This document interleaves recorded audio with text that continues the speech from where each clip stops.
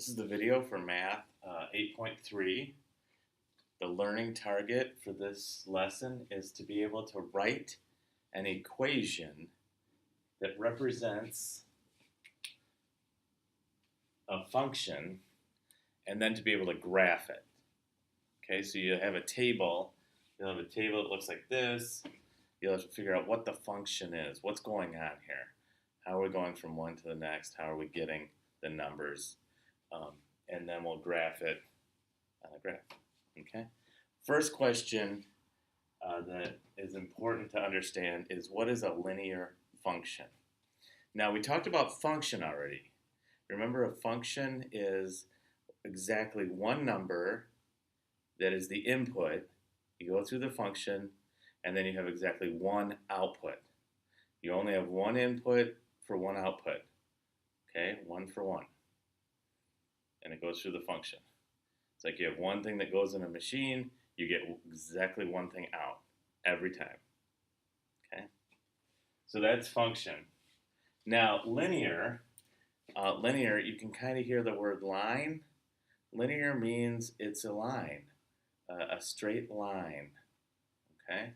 So, a linear function is a line with one input for one output. Okay? And this is a linear function here, and we're going to graph a linear function there. Okay? So I'll show you what this is. So we come to something like this. We have an input for one output. So we know we have a function here. Every time I put this input in, I'm going to get this one out. If I put this input in, I'm going to get this one out. If I put this one in, I'm going to get this out. And the function is exactly the same. I just got to figure out what that is. What's going from here to here? I'm going to try times 9. 1 times 9 is 9. 2 times 9 is 18. 3 times 9 is 27. So I'm able to figure out that it is times 9 on all of these. The way I could have figured this out is I could have gone from here to here. I know I was getting plus 9. Here's another plus 9. Here's another plus 9. Here's another plus 9. So every time I add 9, it's consistently adding 9. And when I add 9, every time I get higher, I just multiply it by one more 9.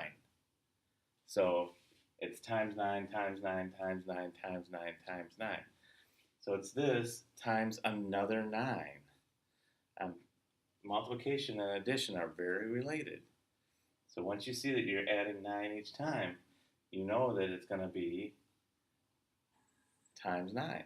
This one times a 9 is going to get me 9. This one times a 9 is going to get me 18. This one times a 9 is going to get me 27. Okay? So my function is,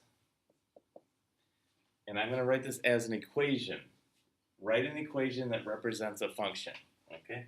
So a function is, and this is in an equation, y equals x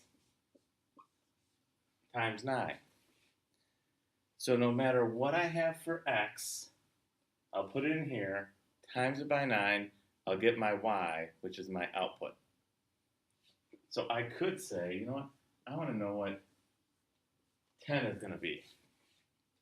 So I put 10 in here. 10 times 9 is 90. Okay. Now, let's graph it. X, Y. On the graph, this is my X, and this is my Y. And we always do the X first. You got to go over and up. So 1 is X, 1 to 9. So over to 1, up to 9. 2 and 18. 2, 18. 3, 27. 3, 27. 4, 36. And 5, 45. Okay? Now I could have done 0 here too. 0 in here, 0 times 9 is 0. So 0, 0, I think. And then I connect these. Oopsie. I didn't use a straight edge, should have. Okay, so what I have here is a linear function. It's a line, a straight line. And it has one input for one output on each of these points. Okay? And I could say this one right here is 1, comma 18. You can write it like that because x, comma y, that's how you graph it. Okay? All right, let's go and do one more, and I'm going to show you how to do a chart also that can help you with this stuff. So on this one, I have my input, my output, x and y, 1, 16, 2, 32, 3, 48. Okay, so I can kind of look what's going on here, or I could look what's going on from here to here to here to here, and so on. Okay, I can see 16 times 2, 32 times 2 is 6, so that's not right. So I'm going to see about adding. So 16 plus 16 gets me 32. 32 plus 16 gets me 48. 48 plus 16 gets me 64. 64 plus 16 gets me 80. So I know I'm going up by a 16 every time. So I'm going to say this is times 16. 1 times 16 is 16. Now 2 times 16, 32. 3 times 16, 48. 4 times 16 is 64.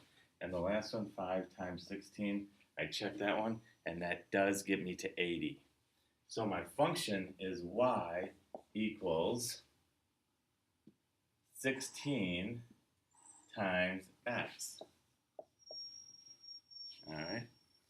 So say here, I wanted to find the 100th one in the sequence. So 100 is my input, put that in here, I get 1600 because it's 100 times 16. So I can do it for any number. Once I get my equation, my function equation, then I'm good to go. Okay, now let's put this in a chart like this, where I got my x, which is my input. My function here is 16 times x equals my y. So 16 times 1 is 16. 2, 16 times 2, 32. 3, 16 times 3, 48. 4, 5, let's see, 16 times 4, 16 times 5. This gets me 64, and this gets me 80. Okay, I could do more. And then the x and y. X, 1, y, 16. 2, 32. 3, my x, and my y is 48. 4, 16, 5, and 80. Once I get it like this, then it's really easy to graph because I just go here, y is 1, or no, x. X is 1, and I got to go up to 16. About right there. 232. And so this one is 1, 16. Then I go to 2, that goes up to 32. Right here.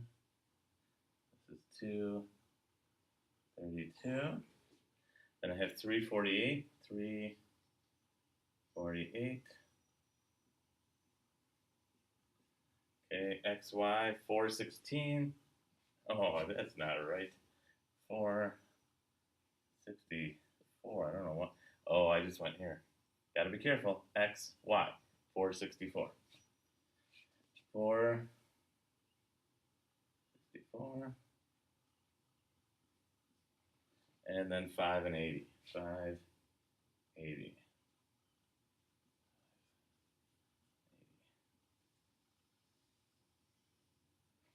And I have a linear, that's not a real straight line, but it is a straight line. It if I would use a straight edge. I have a linear function, okay? So I looked at my chart, my function table, was able to get my function. I put it into a table like this with my x input, my function, and my output. So this is in, this is out. And then once I get this completed, then I can easily do the x and the y. 1, 16, 1 and 16, 2 and 32. And once I have this, I can come over here to the graph and put it on the right points and see that it's a linear function and graph them. Okay, so that is all about writing an equation to represent a function and then going through and graphing it on the graph. Okay? Let me know if you have any questions. Go ahead and do the guided practice and the independent practice.